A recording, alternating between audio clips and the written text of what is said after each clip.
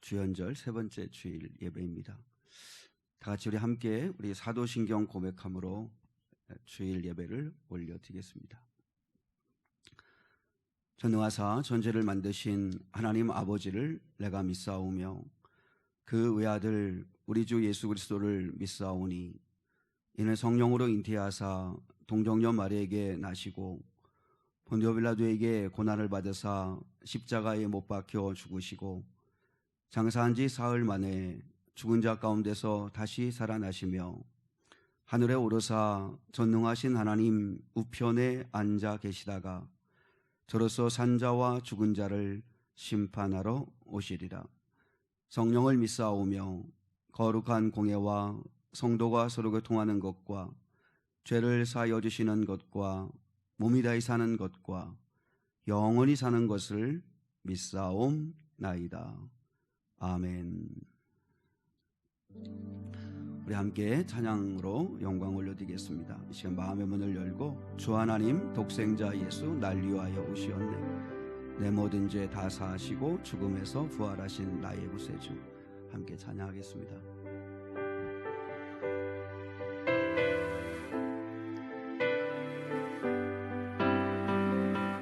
주 하나님 독생자 예수 날 위하여 오시었네 내 모든 죄 다 사하시고 죽음에서 부활하신 나의 구세주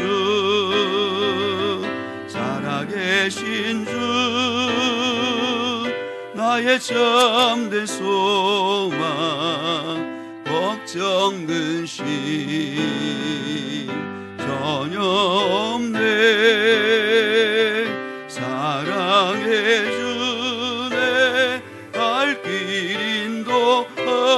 인도하니 내 모든 삶의 기쁨 늘 충만하네 주 안에서 거듭난 생명 도우시는 주의 사랑 참 기쁨과 확신 가지고 예수님의 도우심을 믿으며 살리 살아계신 주 나의 참된 소망 걱정 근심 전혀 없네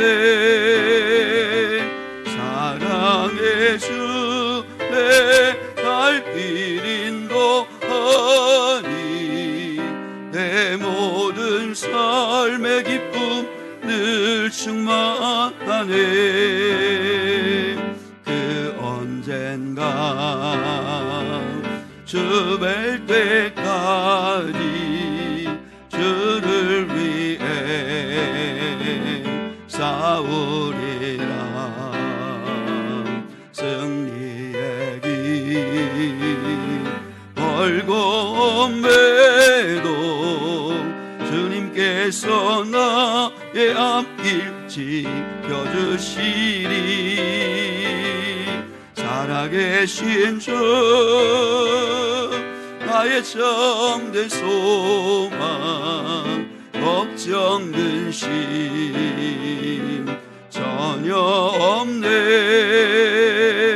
사랑해 주네 갈 길 인도하니 내 모든 삶의 기쁨 늘 충만하네 살아계신 주 나의 참된 소망 걱정 근심 전혀 없네 사랑해 주네 갈 길 인도하니 내 모든 사회 기쁨 늘 충만하네.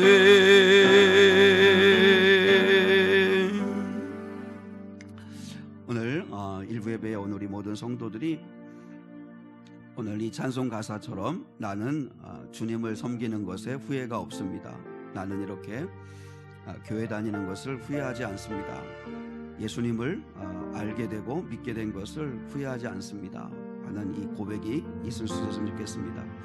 여러분이 평생 살아가면서 가장 복된 일, 가장 잘한 일은 내가 예수를 만나고 그분이 나의 인생의 주인이 되시고 그리고 이 땅에서뿐만 아니라 죽음 너머에서의 영원한 삶도 하나님께서 책임져 주시고 또 인도해 주신다는 사실을 믿고 나는 주를 섬기는 것에 후회가 없습니다. 앞으로도 그렇게 살겠습니다 하는 마음 담아서 찬송하겠습니다.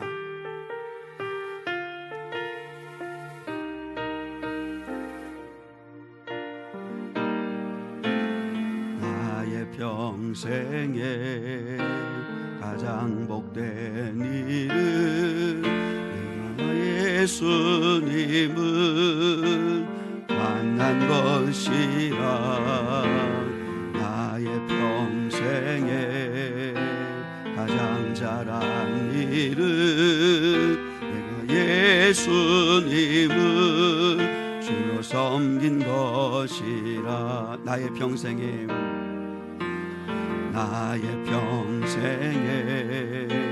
가장 복된 일은 내가 예수님을 만난 것이라. 나의 평생에 가장 잘한 일은 내가 예수님을 주로 섬긴 것이. 세상 살 동안 내가 걷는 길이 때론 험하여서 넘어질 때도 주의 강한 손이 나를 붙드시니 나는 예수님만 주로 섬기며 살리. 나는 주를 섬기는 것에 후회가 없습니다. 내가 걸어온 모든 시간 다 주의 은혜니 내가 걸어갈 모든 날도 주만 섬기며 살리. 오직 예수 이름 부르며 살아가리라. 나는 주를 섬기는 것에 후회가 없습니다. 내가 걸어온 모든 시간 다 주의 은혜니 내가 걸어갈 모든 날도 주만 섬기며 살리. 오직 예수 이름 부르며 살아가리라. 이것이 나의 간증이요 이것이 나의 찬송일세. 나 사는 동안 끊임없이 그 주를 찬송하리로. 나는 주를 섬기는 것에 후회가 없습니다. 내가 걸어온 모든 시간 다 주의 은혜니 내가 걸어갈 모든 날도 주만 섬기며 살리. 오직 예수 이름 부르며 살아가리라. 이것이 나의 간증이요 이것이 나의 찬송일세. 나 사는 동안 끊임없이 그 주를 찬송하리로. 이것이 나의 간증이요 이것이 나의 간증이요 이것이 나의 찬송일세 나 사는 동안 끊임없이 그 주를 찬송하리로다.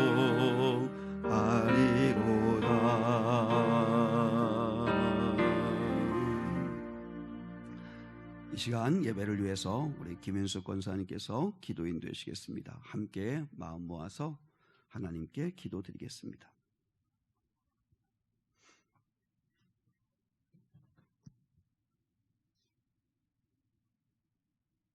은혜가 풍성하신 하나님, 저희를 주님의 자녀 삼아 주시고 하나님의 사랑과 은혜 안에 살게 하심을 감사합니다. 한 주간 각자 분주하게 살다가 거룩한 주일 한 자리에 모여 주님께 예배드리게 하시니 감사합니다.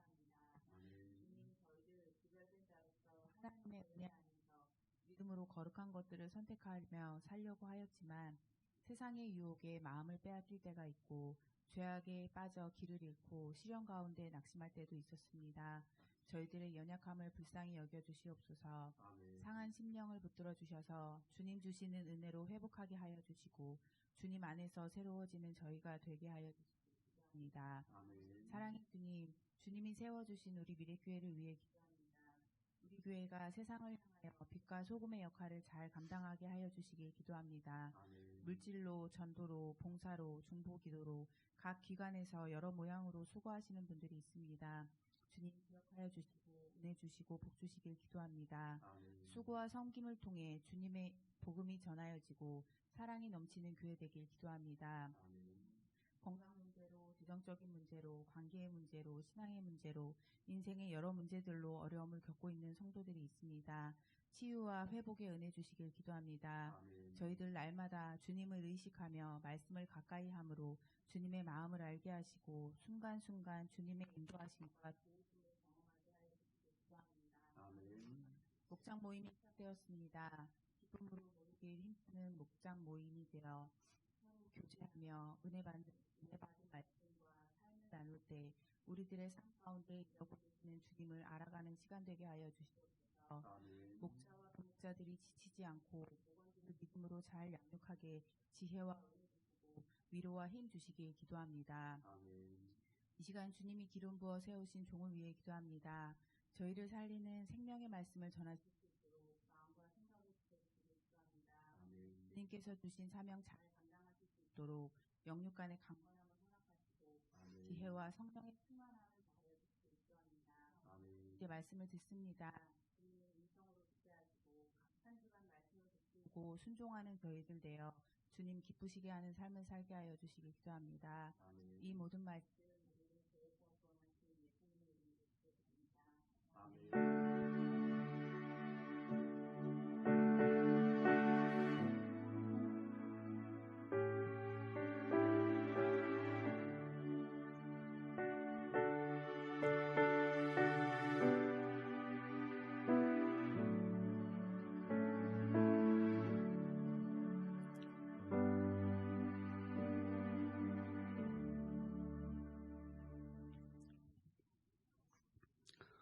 오늘 예배에 오신 우리 사랑하는 성도들을 주님의 이름으로 환영하고 축복합니다. 날씨가 어떠하든 여러분 환경이 어떠하든 또 여러분의 마음이 어떠하든 이 시간에 예배함으로 마음이 치유되어지고 몸도 마음도 새로워지는 그런 은혜가 임할 수 있기를 축복합니다. 오늘은 주연절 세 번째 주일입니다. 그리고 우리 김숙 권사님이 기도해 줬지만 우리 주일 목장 모임도 계속되고 있는데 여러분 기억하시고 함께 기쁨으로 참여하시면 좋겠습니다.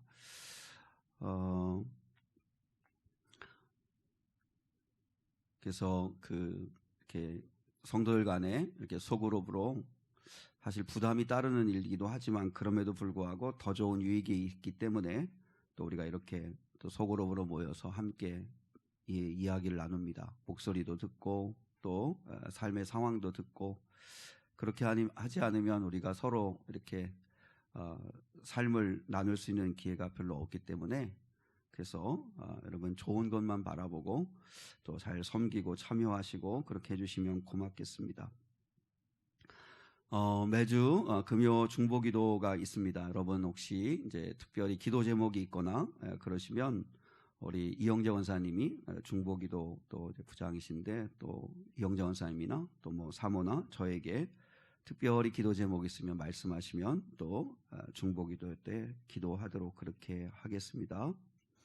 그러니까 기도팀이 있다는 거죠. 중보기도팀이 있는 거니까 여러분이 기도 제목이 있으면 또 말씀을 하시면 또 도움을 얻고 또 함께 기도할 수 있을 것 같아요.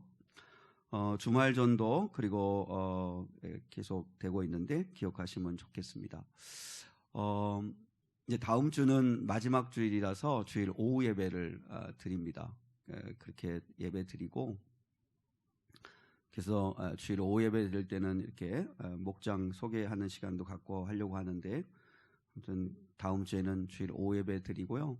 그리고 그 다음 주가 2월 4일 날인데 그날 2월 첫째 주 4일 날은 목장 단합을 위한 목장별 윷놀이를 하려고 합니다.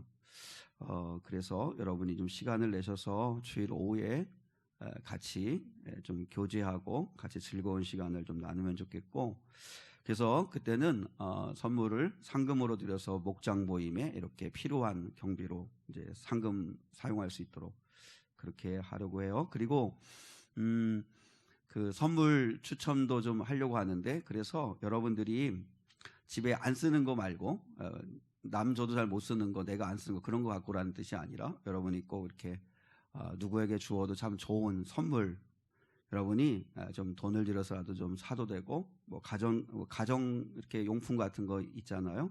살림 용품 같은 것들. 아무튼 그 선물 추첨을 위해서 선물을 좀 기증 받습니다. 여러분이 좀 기억하고 또 집에 이렇게 누구 주면 좋겠다 하는 것도 있으면 또 갖다 주셔도 되고 아무튼 그래서 좀 모아서 선물 추천도 하고 그리고 목장별 윷놀이를 2월 4일 날 합니다. 기억하시고 기쁨으로 참여하시면 좋겠습니다. 아마 목장 모임이 3주는 못할 것 같아요. 그죠? 다음 주는 마지막 주 2월 4일은 목장별 윷놀이 2월 11일 날은 설날 주간이라서 온가족 예배 11시에 한번 드리기 때문에 그래서 이제 3주간 정도가 목장 모임이 안 되는데 그래도 이게 목장별 윷놀이가 있으니까 여러분이 아무튼 목원들 잘 이렇게 챙겨주시고 또 예배에 혹시 빠지신 분 있으면 또 전화도 연락도 좀 해주시고 그렇게 해주시면 고맙겠습니다. 그리고 우리 장로님들, 안수집사님들, 권사님들, 우리 항존집 분들인데 우리 분들은 조금 더 힘을 내서 우리 아무튼 올해는 두 날개 예배 그리고 목장 모임이 이렇게 잘 날개짓해서 우리 교회가 잘 은혜의 하늘을 나는 그런 은혜가 있었으면 좋겠는데요. 그래서 여러분 새벽 예배나 수요 예배도 좀 한 번 더 나오시고 그리고 또 목장 모임에도 적극적으로 관심 갖고 참여해 주시면 고맙겠습니다. 미래교회 섬김, 교회 청소, 점심 봉사 오늘 참조하시고 오늘은 봉사부에서 국수 봉사가 있습니다. 그리고 참고로 이제 아무튼 우리 성도들을 위해서 여러분이 여러 가지를 놓고 늘 기도해 주시고 관심 가져 주시면 좋겠습니다.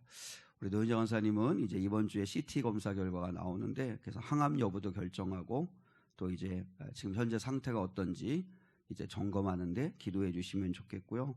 또 민석기 장로님은 이렇게 탈장으로 인해서 또 이번 주에 입원해서 수술하게 됐는데 아무튼 좋은 하나님의 길을 치료의 길을 인도해 주시기를 위해서도 또 여러분이 기억하시고 기도하실 때 한마디 더 얹어서 하나님께 기도해 주시면 고맙겠습니다.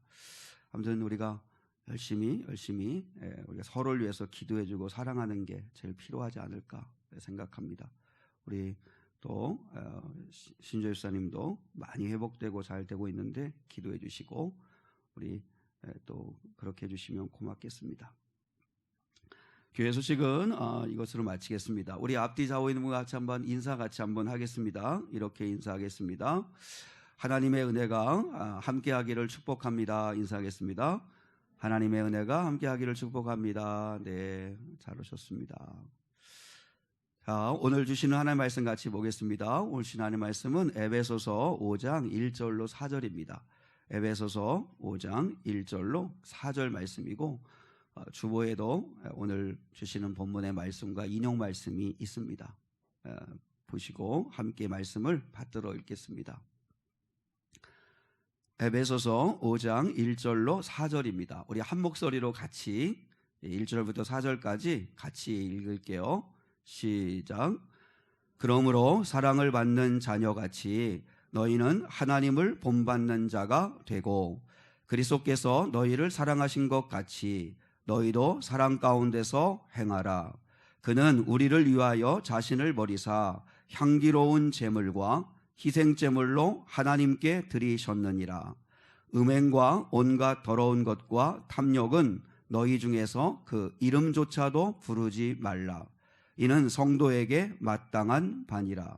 누추함과 어리석은 말이나 희롱의 말이 마땅치 아니하니 오히려 감사하는 말을 하라. 아멘.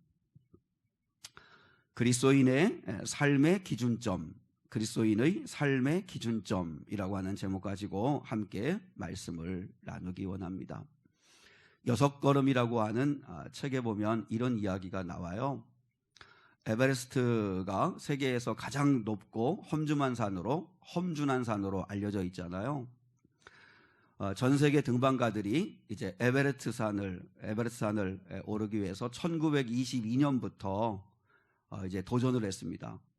그런데 워낙 산세가 가파르고 그리고 정말 이렇게 혹독한 날씨로 인해 가지고 번번이 실패하고 사망사고도 빈번하게 일어나게 되었습니다. 1922년부터 도전해서 드디어 1952년에 이 등반에 처음으로 에베레스트 산을 정상을 밟게 됩니다. 그 후에 매년 2명에서 3명 정도가 이제 그 산을 정복하는 사람들이 나오게 됐다고 그래요. 근데 신기한 일이 하나 벌어졌는데 1988년도에 그때 한 해만 50명이 넘는 사람들이 정상 등반에 성공을 했다고 그래요.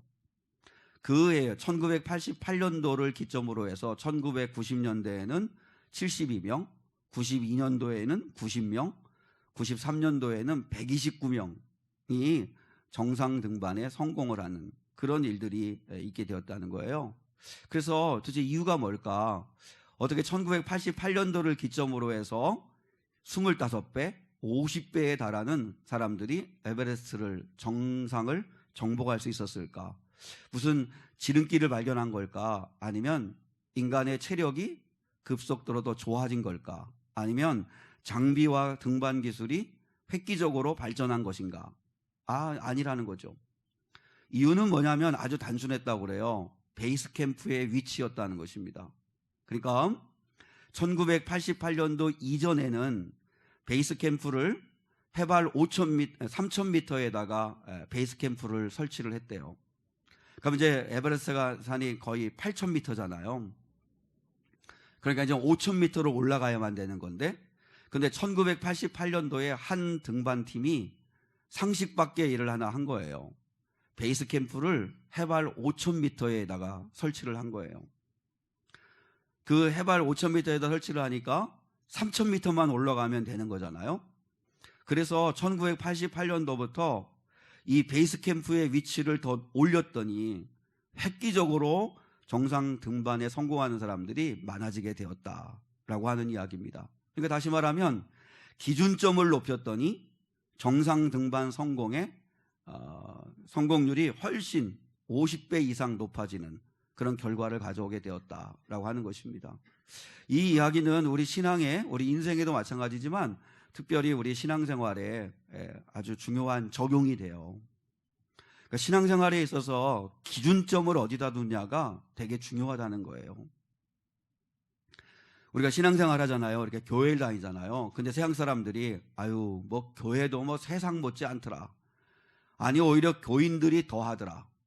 야 교회가 뭐 세상보다 못하더라. 그리고 정말 어떻게 교회나 세상이나 별반 다를 게 없냐 이런 이야기들을 하는 경우가 있잖아요. 왜 그래요? 왜냐하면 교회가 기준점을 너무 낮추기 때문에 그래요. 낮췄기 때문에.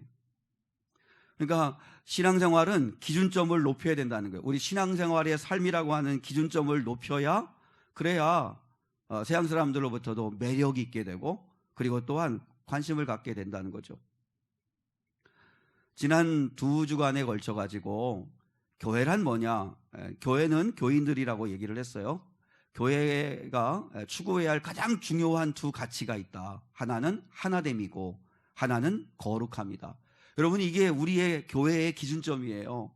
교회의 기준점은 하나 되는 거, 성도가 서로 사랑하면서 하나 되는 거, 그리고 성도 각자가 거룩한 자가 되는 거, 그 거룩한 삶을 선택하며 살아가는 거, 이게 교회의 기준점이에요. 이 세상 밖에도 높은 도덕성을 요구하는 직종이 있잖아요. 특히 성직자들 같은 경우에는 높은 도덕성을 요구해요. 또 공인이라고 하는 사람들, 공적이라는 사람들, 뭐 스타들, 이런 사람들에게도 물론 사적인 삶이 어떤지는 잘 모르겠지만 그럼에도 불구하고 그들에게 어떤 높은 어떤 도덕성을 요구할 때가 있잖아요. 그런 것처럼 교인들은 반드시 신앙생활의 기준점이 높아야, 그래야 교회로 세상으로부터 욕을 먹거나 비난받지 않게 된다는 거예요. 우리 여기에도 젊은이들이 있는데 앞으로는 AI 시대이기 때문에 이제 요번에 보니까 갤럭시 S24가 이제 출시가 되는데, 근데 거기에 장착된 거 하나가 뭐냐면 AI 기술을 도입해가지고 통번역이 즉시 가능한 거예요. 그러니까 앞으로는 이게 더 확실해지면 내가 한국말로 말하고 상대가 일본인이면 일본말로 통역이 되고, 그가 일본어로 얘기하면 내가 한국말로 알아듣는, 그걸 핸드폰이 다 해주는 거죠. 그래서 앞으로는 이제 실력은 점점점 평준화되어져 가는데, 그런데 누가 쓰임받느냐? 앞으로의 시대에는 인격과 도덕성이 높은 사람이 쓰임받는다는 거죠. 왜냐하면 실력은 점점 비슷해져 가요. 다 검색하면 나오고. 그렇기 때문에 이제는 경쟁력은 인격이라는 거죠. 인격. 그 사람의 됨됨이, 그 사람의 도덕성, 그게 그런 사람들이 쓰임받게 된다는 거예요. 우리가 알잖아요. 다 청문회에서 다 이렇게 떨어진 사람들이 왜 그래요? 다 도덕성의 문제고 인격의 문제이기 때문이잖아요. 그 사람들이 뭐 실력이 없어서 떨어지는 게 아니잖아요. 목사님들이 가끔 그렇게 얘기합니다. 저도 뭐 그렇게 변명할 때가 있는데, 목사도 사람이다, 뭐 이렇게 말할 때가 있어요. 물론 그 말이 어느 면에서는 일리가 있고 또 이해는 하지만, 그러나 목사 스스로 기준점을 낮추면, 그러면 여러분 목회하지 말아야 되잖아요. 목사는 그래도 달라야죠. 그래도 달라야죠. 우리 성도들도 마찬가지입니다. 장로님이다, 권사님이다, 또 안수집사님이다. 그러면 기준점이 달라야 됩니다. 근데 오늘날은 왜 교인들이나 왜 목회자가 매력이 없죠? 기준점이 너무 낮으니까. 그러니까 별반 다를 바가 없으니까. 그러니까 매력이 없는 거죠. 사실 뭐 옛날 얘기해서 그렇겠지만 예전에 권사님들이다, 예전에 이분이 장로님이시다 그러면, 물론 그렇지 않으신 분들도 계셨지만 그 자체가 그저 존경스러운 대상이었잖아요. 70년대, 60년대만 해도 제가 어느 교회 장로입니다 하면 그게 신용보증이 돼가지고 대출이 될 만큼 그랬던 시대도 있었다고 그러잖아요. 근데 오늘날에는 너무 목사, 장로, 권사, 안수입사, 우리의 이 기준점들이 너무 낮아져가지고 뭐 우리하고 뭐 다를 게 뭐가 있나, 이렇게까지 비난받기도 한다는 거죠. 여러분 기억해야 합니다. 다르게 산다는 건 예수 믿으니까 너무 부담스러워, 예수 믿으니까 너무 하지 말아야 할 게 많고 또 해야 될 일이 너무 많아, 부담이 돼. 그런데 그걸 부담스럽게 생각하지 말고 다르게 살아간다는 건 그건 영광이지 짐이 아닙니다. 기준점을 낮게 잡지 말고 우리가 높게 잡아야 정상에 올라갈 수 있는 가능성이 많아지는 거죠. 그러면 우리 그리스도인의 삶의 기준점이 뭐예요? 에베소서 4장 13절에서는 뭐라고 했냐면 예수 그리스도가 우리의 기준이래요. 어떻게 보면 참 엄청 부담이 되죠. 그래서 그리스도의 장성한 분량에까지 이르도록 해라 이렇게 되어 있잖아요. 그러니까 그리스도가 우리의 삶의 기준점이에요. 나는 저 장로님처럼만 믿으면 좋겠어. 나는 저 목사님처럼만 믿으면 좋겠어. 물론 그렇게 해서 중간 다리 역할은 그렇게 할 수 있지 모르지만 우리의 궁극적으로 닮아야 할 분은 예수 그리스도. 오늘 5장 1절에 우리가 읽었잖아요. 너희는 누구를 본받는 자가 되라고 바울이 얘기해요. 잊어버렸어요?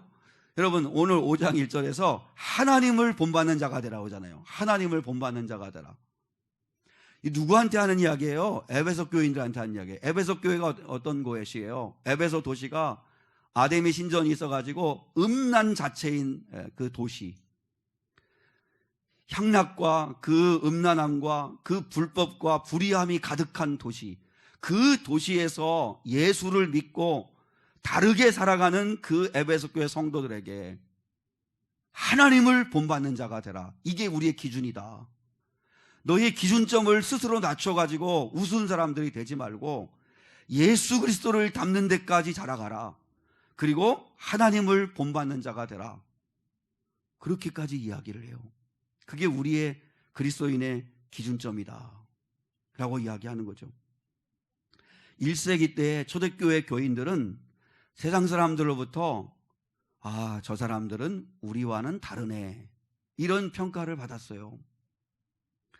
그리스도인들의 인격, 그리스도인들의 말과 행동, 그리스도인의 삶의 자세, 이게 당시의 사람들과는 전혀 다른 차원의 삶을 살았어요.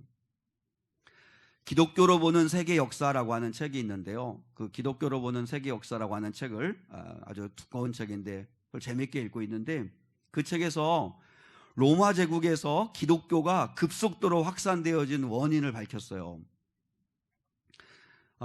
AD 200년대에 로마의 시민이 1억 명 정도였다고 그래요.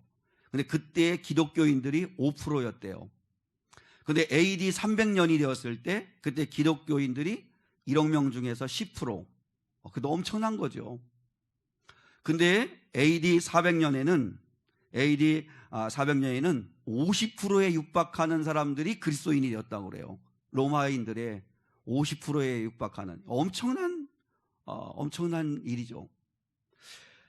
로마인은 신들의 천국이잖아요. 일본처럼 신들이 얼마나 많은지 몰라요. 그렇게 수많은 종교가 있는데 어떻게 로마 제국에서 이렇게 기독교가 유례 없이 성장할 수 있었고 확산될 수 있었을까? 이유가 뭔가 세 가지를 얘기했어요. 하나는 사랑과 평화라고 하는 기독교의 본질적인 가치의 힘이었다. 이렇게 얘기했어요. 그러니까 무슨 말이냐면 예수를 믿는다, 그리스도인이다 라고 하는 사람들은 다른 가치관을 가지고 살았다는 뜻이에요. 그 당시에 로마는 어떤 가치관을 가지고 사는 거냐면 힘 있는 자가 군림하는 시대, 그래서 어떻게든지 수단 방법을 가리지 아니하고 힘을 얻으려고 하던 시대가 그 시대였어요. 로마는 힘으로 세상을 정복하던 나라잖아요. 그러니까 평화도 팍스 로마나였어요. 군사력으로 평화를 만든다, 이런 시대였거든요. 그런데 예수님을 믿는다고 하는 기독교인들은 노예와 귀족의 계층의 벽을 허물고 그리고 진정으로 사람들을 형제로 대하는, 교제하는 공동체의 모습을 보여준 거예요. 많은 신자들은 노예를요 진짜 가족으로 대해주고 그리고 노예들을 해방시켜줬다는 거예요. 그 미친 짓이잖아요. 그게 재산이잖아요. 재산이고 노동력인데 그게 자기의 힘인데, 근데 예수 믿는다는 사람들은 그 노예들을 가족처럼 대해주거나 그리고 아니면 그들에게 해방을 시켜줬다는 거예요. 자유인이 되게 해줬다는 거예요. AD 36년에 기독교를 아주 싫어했던 율리아누스라고 하는 그 황제가 뭐라고 이야기했냐면 이렇게 말할 정도였대요. 그리스도인들이 서로를 얼마나 사랑하는지를 봐라, 이렇게 얘기했대요. 그리스도인들이 서로 얼마나 사랑하는지를 봐라. 그러니까 그 당시에 그리스도인들은 왜 로마의 그 많은 사람들에게 선한 영향력을 미쳤을까요? 사랑하는 사람들이었던 거예요. 사랑하는 사람들, 정말 사랑하는 사람들. 두 번째는 신자들의 선행이었대요. 신자들의 선행.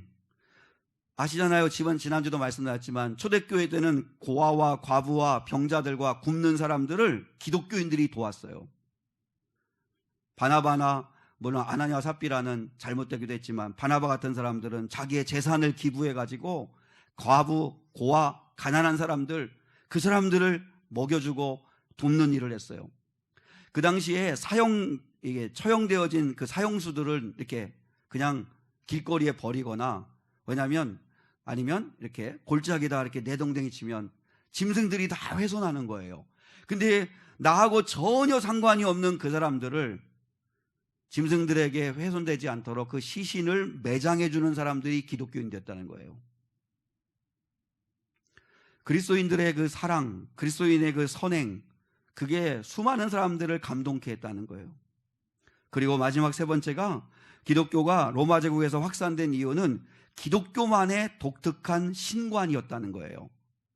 그러니까 로마에 그 수많은 신들이 있잖아요. 근데 모든 신들은 다 탐욕적이고 전투적이고 음란하잖아요. 근데 기독교인들이 믿는다고 하는 하나님, 예수님은 너무 다른 거예요. 어떻게 하나님이 죄를 지은 인간을 심판해야 되는데, 보통 심판하는 게 그게 신인데, 그런데 인류를 심판해버리기보다 자기의 아들 예수를 보내셔서 그 예수를 인간의 죄값을 치러주시기 위해서 대신 죽이시는 하나님, 그건 그 당시에 이해가 안 되는 거예요. 한번 생각해 보세요. 어떻게 자기가 창조한 피조물인 인간의 죄 때문에 신인 하나님이 십자가에서 대신 죽을 수가 있어요? 그런 신이 세상에 어디 있어요? 오히려 신들의 비유 맞추고 너희들이 나한테 잘하면 내가 너희한테 복 줄게, 이런 관계인데, 근데 우리 하나님은 우리의 죄를 위해서 우리를 심판해버리면 끝나시는데 그러지 않으시고 우리를 살리시고 싶으셔서 독생자 예수를 이 땅에 보내셔서 그 예수의 어깨에 모든 인류의 죄를 짊어지게 하셔서 십자가에 죽게 하시고 그 예수를 자신의 구원자로 믿기만 하면, 그러면 하나님의 자녀가 되고 잃어버린 영원한 생명을 얻고 천국을 얻게 하시는 구원의 길로 인도하시는 하나님, 그래서 그분의 사랑을 받은 자들은 그래서 사랑하게 되는, 그것 때문에 수많은 사람들이 감동을 한 거예요. 저들의 믿는 하나님은 다르네. 저들의 믿는 하나님은 우리 거 빼앗아가고 우리가 조금만 수틀리게 잘못하면 우리를 그냥 짓밟아버리고 그저 심판해버리는 그런 하나님이 아니시네. 그래서 수많은 사람들이 기독교인으로 돌아올 수 있었다라고 이야기한다는 거예요. 한마디로 말하면요, 기독교인들은 매력이 있었어요. 근데 오늘날 우리는 어떨까 한번 점검해 보는 거죠. 예수를 믿는 사람으로서 우리가 너무 낮은 기준점을 가지고 사는 건 아닐까? 내가 직분자로서 너무 낮은 기준점을 가지고 교회를 섬기는 건 아닐까?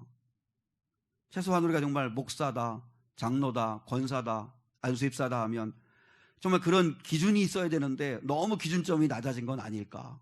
우리가 한번 좀 힘을 좀 내야 될 것 같아요. 나는 매력이 있는 목사일까? 나는 매력이 있는 교인일까? 나는 매력이 있는 부모일까? 우리 자녀들한테 나는 어떤 부모로 비춰질까? 우리가 좀 다르게 살아야, 좀 기준점을 좀 높여야, 그래야 우리가 정말 감동을 주고 선한 영향력을 미칠 수 있다고 하는 거죠.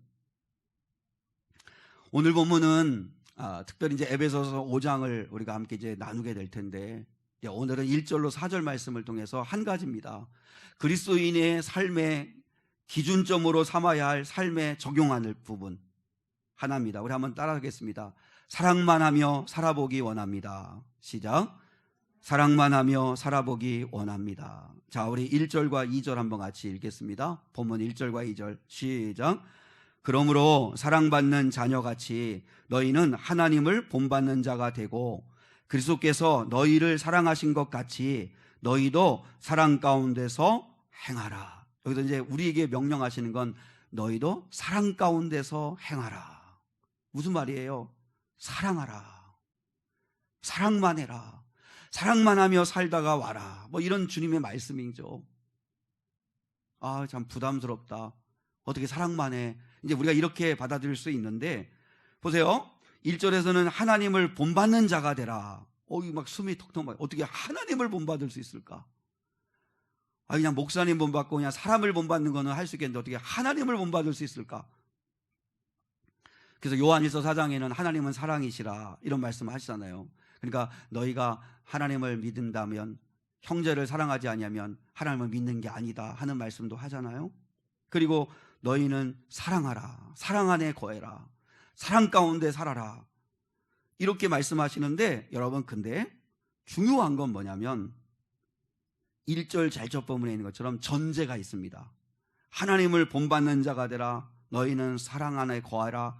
이게 부담스럽기는 한데, 근데 그렇게 할 수 있는 전제가 있어요. 뭐냐면 사랑받는 자녀같이, 그러니까 사랑을 받은 자라면, 하나님을 사랑을 받은 자라면, 이런 전제가 있어요. 쉽게 말하면 모든 사람에게는 사랑 탱크가 있습니다. 사랑이라고 하는 탱크가 있어가지고 그 탱크 안에 사랑을 받아서 사랑이 차고 채워져야 그게 넘쳐서 흘러나오게 된다는 거죠. 그러니까 오늘 말했잖아요. 너희가 사랑을 받은 자녀같이, 라는 얘기가 뭐예요? 충분히 사랑을 받아야, 그래야 사랑할 수 있고 하나님을 본받는 자같이 될 수 있다라고 하는 거죠. 그래서 사랑을 받아야 된다는 거죠. 많은 범죄를 저지르는 그 사람들 있잖아요. 그 전과자들이라고 하는 사람들에게, 그들에게 있어서의 공통점이 하나 있는데, 그게 뭐냐면 충분한 사랑을 받지 못했다는 거예요. 충분한 사랑을 받고 난 다음에 흉악한 범죄를 저지른 사람은 거의 없습니다. 어려서부터 부모로부터 주변 사람들로부터 충분한 사랑을 받은 사람이 흉악범이 되는 경우는 거의 없다고 그래요. 근데 전혀 사랑을 받아보지 못한 사람들, 그저 상처투성이인 사람들, 그런 사람들이 이 사회에 대해서 왜곡된 눈을 가지고, 그리고 또한 어떤 무분별한 사람들에 대한 미움을 가지고 흉악한 범죄를 저지르는 경우가 많다라고 하는 거죠. 그러니까 중요한 건 우리가 사랑받는 게 중요한 거죠. 다윗이 고백한 것 가운데서 가장 아름다운 고백이 시편 23편이잖아요. 시편 23편 4절로 5절에 이렇게 말씀을 하고 있는데, 한번 주보 보실래요? 같이 한번 읽겠습니다. 주보에 시편 23편 4절 5절 시작. 내가 사망의 음침한 골짜기로 다닐지라도 해를 두려워하지 않을 것은 주께서 나와 함께 하심이라. 주의 지팡이와 막대기가 나를 안위하시나이다. 주께서 내 원수의 목전에서 내게 상을 차려주시고 기름을 내 머리에 부으셨으니 내 잔이 넘치나이다. 참 이 고백 가운데서 내 잔이 넘치나이다, 이 고백이 너무너무 좋은 것 같아요. 그러니까 우리는 사랑을 쥐어짜가지고 하는 게 아니고 사랑은 넘쳐나는 거죠. 넘쳐나는 것. 다윗이 원수도 사랑할 수 있었던 힘이 어디서 나온 거예요? 다윗이 골리앗과 싸울 수 있는 용기가 어디서 나온 거예요?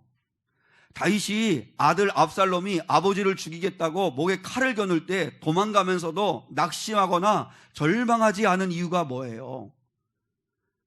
다윗은 하나님께로부터 충분한 사랑을 받았다는 거예요.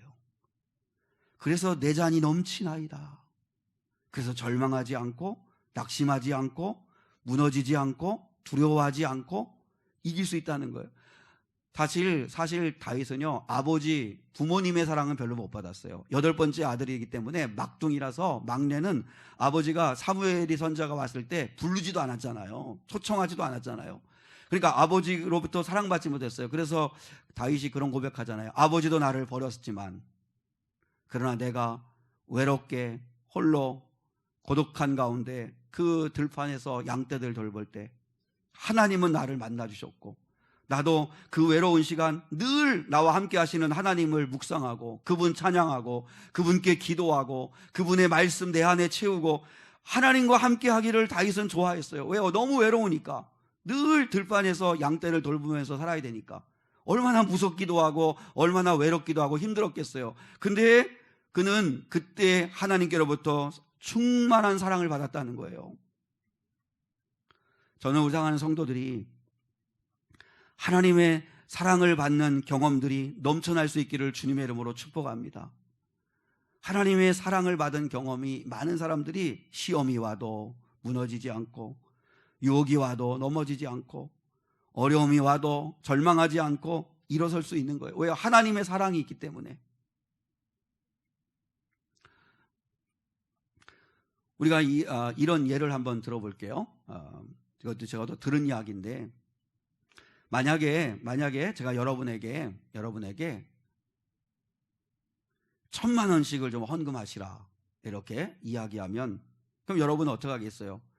아유, 그래도 우리 사랑하는 목사님이 무슨 뜻이 있겠지. 그래서 목사님의 인격을 믿고 힘들어도 내가 기꺼이 내야지. 난 그렇게 하겠다. 아무도 없잖아요, 그죠? 아무도 없어요. 너무 액수가 큰가 봐. 1억을 냈다가 내가 이것도 줄인 건데 1,000만 원을 여러분 헌금하라 그러면 아마 이 교회 이상하다. 저 목사 사입이 아니야? 아마 그렇게 생각할 수 있을 것 같아요. 그런데 제가 어제 여러분에게 1억씩을 줬어요. 1억씩을 주고, 그리고 그 다음날 이제 주일 돼가지고 여러분 필요하니까 이제 1,000만 원씩을 좀 내시라. 그러면 여러분 1,000만 원을 내는 게 쉬울까요? 어려울까요? 쉽죠. 내가 받았으니까. 내가 1억을 받았으니까, 그리고 또 뜻이 있어서, 길이 있어서, 또 이유가 있어서 1,000만 원을 또 내라고 하면, 그러면 우리는 아마 힘들지 않게 낼 거예요. 그런 것처럼 내가 받은 게 있으면, 받은 걸 많은 사람은 내는 게 힘들지 않다는 거죠. 하나님께 우리가 충분한 사랑을 받은 사람은 하나님께 헌신하고, 또 인생의 어떤 어려움을 만나도 낙심하지 않고 무너지지 않을 수 있는 힘을 얻게 된다는 거죠. 여러분, 우리가 예수 그리스도로부터 큰 구원의 은혜를 받았잖아요. 자, 2절을 한 번만 더 볼게요. 2절, 본문 2절입니다. 시작. 그리스도께서 너희를 사랑하신 것 같이 너희도 사랑 가운데서 행하라. 그는 우리를 위하여 자신을 버리사 향기로운 제물과 희생제물로 하나님께 드리셨느니라. 여러분, 우리가 예수님이 나를 위하여 당신 자신을 버리시고 십자가에서 제물 되어 주시고 내 대신 십자가 달려 내 죄값 때문에 대신 죽어주심으로 말미암아 내가 그 예수님을 믿기만 하면 내 모든 죄를 깨끗이 없는 것으로 씻어주시고 새롭게 출발할 수 있는 은혜를 주시는 하나님이시라는 거죠. 그 놀라운 구원의 은혜를 정말 받은 사람이라면, 그걸 아는 사람이라면 우리가 사랑할 수 있다. 그래서요, 하나님께서, 예수님께서 우리한테 사랑하라고 명령하실 때 무턱대고 하나님이 사랑하라고 하지 않으십니다. 내가 너희를 사랑한 것 같이 너희도 사랑해라, 이렇게들 말씀하세요. 자, 요한복음 13장 34절로 35절입니다. 아주 유명한 세 계명이죠. 우리 같이 한번 읽겠습니다. 시작. 새 계명을 너희에게 주노니 서로 사랑하라. 이게 우리에게 유일하게 주신 계명이에요. 새 계명을 주노니 서로 사랑하라. 위로 하나님 사랑하고 아래로는 사람들을 사랑하는 것, 가족을 사랑하고 이웃을 사랑하고 서로 사랑하는 것. 근데 이게 그냥 무턱대고 무조건 사랑하라는 게 아니라 그 다음 말씀이 있죠. 시작. 내가 너희를 사랑한 것 같이 너희도 서로 사랑하라. 너희가 서로 사랑하면 이로써 모든 사람이 너희가 내 제자인 줄 알리라. 내가 너희를 사랑한 것 같이. 내가 너희를 어떻게 사랑했는지 알지 않냐? 내가 너희를 사랑한 것 같이 너희도 사랑해라. 너희가 서로 사랑해야, 그래야 세상 사람들이 저 사람은 예수의 제자구나, 예수의 사람이구나 알 수 있을 거 아니냐. 이게 우리의 기준점이에요. 근데 이 사랑하지 않으면 저 사람이 교회를 다녀도 무슨 우리랑 똑같네, 다를 게 하나도 없네, 그렇게 되게 된다는 거죠. 암소 9마리 이야기 잘 아시잖아요. 그 아프리카의 그 원주민들 한 부족에 있는데, 그 부족은 신랑 지창금이 있잖아요. 마음에 드는 여인이 있으면 암소를 끌고 가서 한 마리나 두 마리 이렇게 끌고 가가지고 청혼을 하는 게 관례잖아요. 근데 가난한 가정에 별 볼 일 없는 보잘것없는 한 소녀를 사랑했던 그 추장의 아들이 청혼하기 위해서 암소 9마리를 끌고 가요. 그러니까 암소 1마리면 되고 2마리면 충분하고 3마리면 넉넉한데도 암소 9마리를 끌고 가요. 그 큰 사랑을 받은 이 시골 소녀는 2가지를 깨달아요. 하나는 내가 존귀한 존재구나 하는 걸 깨달아요.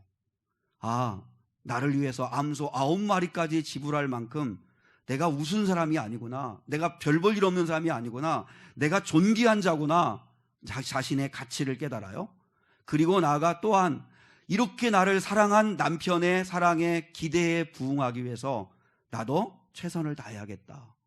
그래서 그도 영어를 공부하고 교양을 쌓고 독서를 하고 그래서 아주 훌륭한 추장의 아내가 되었다 하는 이야기, 그 실제로 있었던 선교사의 이야기잖아요. 그러죠, 사랑 여러분, 예수님이 우리를 사랑하신 건 암소 9마리가 아니라 당신의 목숨을 주셨잖아요. 목숨을. 이게 믿어지면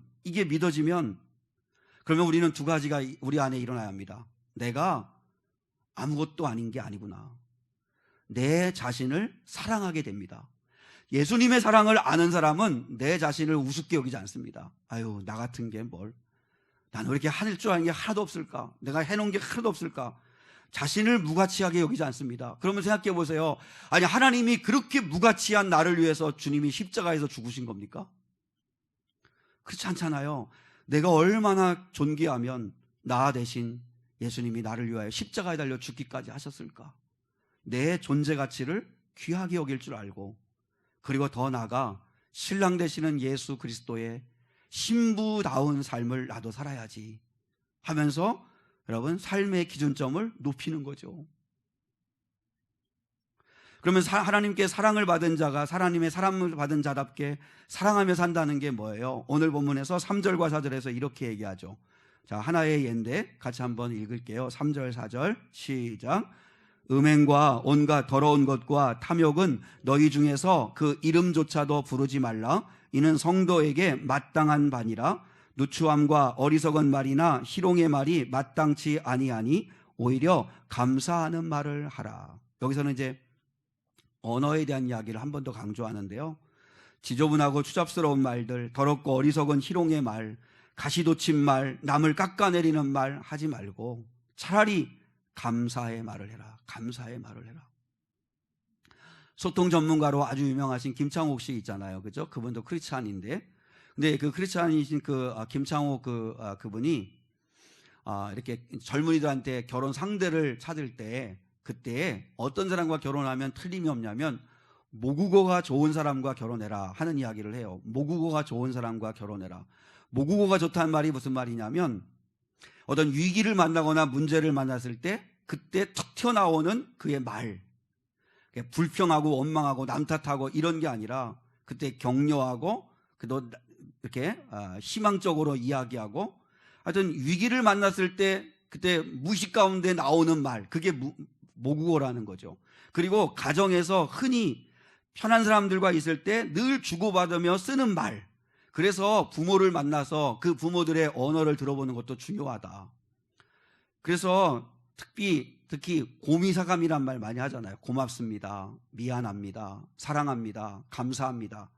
이런 말을, 야 잘했구나, 아유 대견하다, 오늘 수고했네, 이런 모국어가 좋은 사람과 결혼을 해야 행복한 가정생활을 이룰 수 있다, 이런 이야기를 했어요.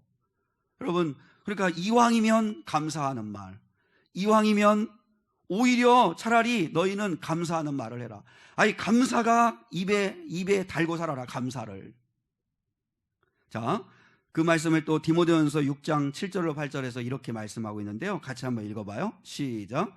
우리가 세상에서 아무것도 가지고 온 것이 없음에 또한 아무것도 가지고 가지 못하리니 우리가 먹을 것과 입을 것이 있은즉 족한 줄로 알 것이니라. 참 귀한 말씀이죠. 시간이요, 그렇게 생각보다 길지 않고요, 그렇게 많지 않습니다. 우리 하임이나 우리 이제 제나나 우리 아직은 젊은 이들은 잘 모르겠지만 인생을 90이라고 놓고 보면 여러분의 남은 시간이 얼마인지 예측할 수 있죠. 그죠? 아마 예측할 수 있을 겁니다. 근데 그 시간이요, 생각보다 길지 않고 그 생각보다 그렇게 느리지 않고 빨리 지나가더라고요. 근데 오늘 성경이 말해요. 너희가 아무것도 가져갈 수 없다. 아무것도 가지고 오지 않았고 아무것도 가지고 갈 수 없다. 그러니까 이 땅을 사는 동안 먹을 것과 입을 것이 있는 것으로 족한 줄 알아. 그리고 사는 것이 행복이라는 거죠. 예전에 말씀을 드렸는데요. 구약에서 제일 감사를 많이 언급한 사람이 누구죠? 다윗입니다. 그러니까 감사가 제일 많이 나오는 개역 개정 성경에서 이렇게 검색 키를 활용해가지고 감사라고 하는 걸 찾아내면 시편에서 감사가 제일 많이 나오는데 시편은 다윗이 가장 많이 썼잖아요. 그리고 신약 성경에서 감사가 제일 많이 나오는 성경이 바울 서신입니다. 그러니까 바울이 쓴 거예요. 그러니까 다윗과 바울이 가장 감사를 많이 한 사람들이에요. 근데 이 사람들에게 있어서 중요한 한 가지를 발견하는 게 뭐냐면 감사는 환경의 열매가 아니라 믿음의 열매구나 하는 걸 깨닫는 거예요. 왜냐하면 이 두 사람처럼 고생 많이 하고 죽을 고생 많이 하고 어려움 많은 사람이 없었거든요. 근데 감사를 제일 많이 해요. 감사를 제일 많이 해요. 왜냐하면 감사는 환경에서 오는 게 아니라 믿음의 열매이기 때문에 그래요. 믿음으로 하는 거기 때문에. 근데 다윗과 바울의 감사의 비밀이 있어요. 뭔지 알아요? 비밀이 뭐냐면 없는 것, 결핍을 바라보지 않고, 사람의 불평은 항상 결핍이잖아요. 결핍. 나 이것도 없고 이것도 없고 이것도 안 되고. 근데 바울과 다윗은 있는 것을 보고 받은 것을 보았다는 거예요. 오늘 디모데전서 6장에서 말하잖아요. 먹을 것과 입을 것이 있는 줄 알고 감사할 줄 알아야 된다. 거기서 시작해야 된다는 거예요. 그러니까 우리는 있는 걸 보지를 못해요. 여러분, 모세를 만났을 때 하나님이 내 손에 있는 것이 무엇이냐? 모세에게 있는 건 딱 하나밖에 없었어요. 지팡이 한 자루.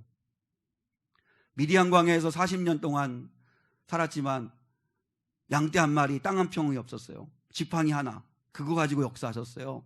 엘리사가 가난한 신학생 아내가 와가지고 지금 빚독촉 때문에 내 자식들이 지금 노예로 팔려가게 되었습니다. 어떡합니까? 할 때 엘리사가 부른 게 뭐예요? 너에게 있는 것이 무엇이냐?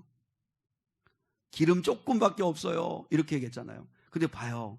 하나님도, 하나님의 사람인 엘리사도, 이 두 사람들은, 이 모세도 그렇고 이 가난한 선지생도, 신학생의 아내도 그렇고 없는 것 투성인 사람들이에요. 없는 건 투성인 사람들. 근데 하나님은 있는 게 뭐냐고 물어보잖아요. 있는 게 뭐냐고. 기름 조금, 지팡이 한 자루. 그래? 내가 그것 가지고 내가 역사할 거야. 그것 가지고 역사하시잖아요. 그러니까 감사하는 믿음이거든요. 그러니까 없는 거 보지 말고 오늘 말씀처럼 있는 걸 보는 거죠. 있는 거. 다윗은 그 광야에서 나와 함께 하시는 하나님을 보잖아요. 그러니까 하늘에 뜬 그 달도 별도 다 하나님을 찬송하는 것처럼 느껴지고, 하나님이 나를 이렇게 장막 가운데 보호하시는 힘이 느껴지고 하나님을 찬양하잖아요. 찬송가 337장이요. 내 모든 시험 무거운 짐을 주 예수 앞에 아뢰이면, 이 찬송이거든요. 근데 337장을 찬양하는데 어느 자매가 그렇게 울더래요. 그래서 목사님 마음에 저 자매가 시험도 많고 무거운 짐이 많은가 보다. 그래서 이제 찬송 끝나고 예배 끝나온 다음에 물었대요. 어떤 어려움이 있어서 그 찬송할 때 그렇게 울었느냐고, 어떤 어려움이 있고 어떤 문제가 있느냐고 그렇게 물었더니 이 자매가 아니에요 목사님, 제가 내 모든 시험 무거운 짐 그것 때문에 운 게 아니고, 그 다음 가사 주 예수 앞에 아뢰이면 맡길 수 있고 고할 수 있는, 내 마음을 쏟아놓을 수 있는 주 예수가 계시구나. 나 그게 감사해서 울었어요. 여러분은 뭐 때문에 울어요? 내 모든 시험 무거운 짐 때문에 늘 울어요. 우리는 너무 무겁다고, 너무 힘들다고, 너무 괴롭다고, 왜 나만 이렇게 힘들어야 되냐고. 그런데 우리는 그 다음 가사 주 예수께 아뢰이면, 아뢰일 분이 있고 맡길 분이 있고 도와달라고 할 분이 있는데 그건 잊어버리고, 여러분 우리는 주 예수께 아뢰일 수 있지. 주님 계시지. 그래서 기쁘고 그래서 감사하고 그래서 눈물 나고 그래야 되는데 다 힘들다고, 늘 어렵다고. 우리에게 예수가 계시잖아요. 우리에게 우리 구원자가 계시잖아요. 우리에게 주님이 계시잖아요. 여러분, 이 주님이 우리와 함께 있음을 믿고 그 주님이 우리 위해서 대신 목숨까지 내어주신 분이잖아요. 그 주님 앞에 감사하는 마음. 여러분, 우리가 하나님의 사랑을 받았습니다. 이 눈이 열릴 수 있기를 주님의 이름으로 축복합니다. 수많은 삶 가운데 나를 선택해 주시고 나처럼 부족한 사람을 이렇게 목사 삼아 주시고 좋은 성도들, 사랑하는 사람들을 또한 붙여주시고, 이건 여러분 듣기 좋으라고 하는 말이에요. 또 좋은 성도들 주시고, 그리고 이렇게 내가 구원받은 자가 된 거. 여러분은 지금은 혹시 무지해서 우리가 어리석어서 모를 수 있지만 그래도 믿음 지키고 예수 믿고 교회 잘 다니고 예수 믿어서 훗날 하나님 앞에 천국에 딱 갔을 때 이렇게 좋은 걸 내가 그때는 왜 몰랐을까? 그래도 감사하다. 그래도 내가 믿음 지켜서 여기에 온 거 너무 감사하다. 그럴 날이 올 거예요. 나의 모든 죄 씻어주신 주님, 그리고 나와 영원히 함께 하시려고 성령을 보내주신 주님, 그리고 수고하고 무거운 시험이 있고 무거운 짐이 있을 때 맡길 수 있는 주님 계신 거. 그래서 나는 감사하다. 그래서 그 사랑으로 우리도 사랑할 수 있는, 여러분, 그래서 우리의 삶의 기준점은 사랑만 하다 가자. 다른 거 하려고 하지 말고 미워하고 시기하고 경쟁하고 갈등하고 그러지 말고 하나님 사랑만 하다 가면 갈 수 있게 해주세요. 얼마 그리 많이 남아있지 않은 시간 사랑만 하다 가게 해주세요. 사랑만 하다 가게 해주세요. 우리가 이게 삶의 기준점이 되면 얼마나 좋을까.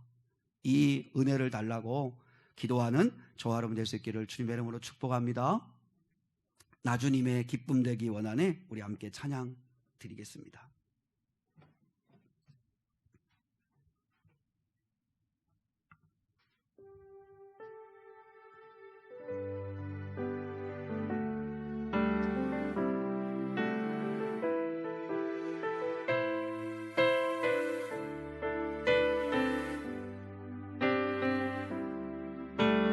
나 주님의 기쁨 되기 원하네.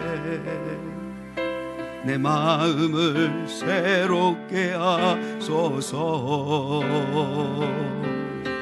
새 부대가 되게 하여 주사. 주님의 빛 비추게 하소서. 내가 원하는 한 가지 주님의 기쁨이 되는 것. 내가 원하는 한 가지 주님의 기쁨이 되는 것. 겸손히 내 마음 드립니다. 나의 모든 것 받으소서. 나의 맘 깨끗게 씻어주사. 주의 길로 향하게 하소서. 내가 원하는 한 가지 주님의 기쁨이 되는 것. 내가 원하는 한 가지 주님의 기쁨이 되는 것. 내가 원하는 한 가지 주님의 기쁨이 되는 것.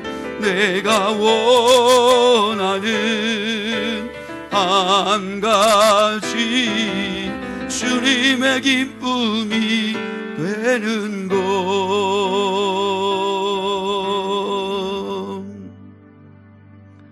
하나님 감사합니다.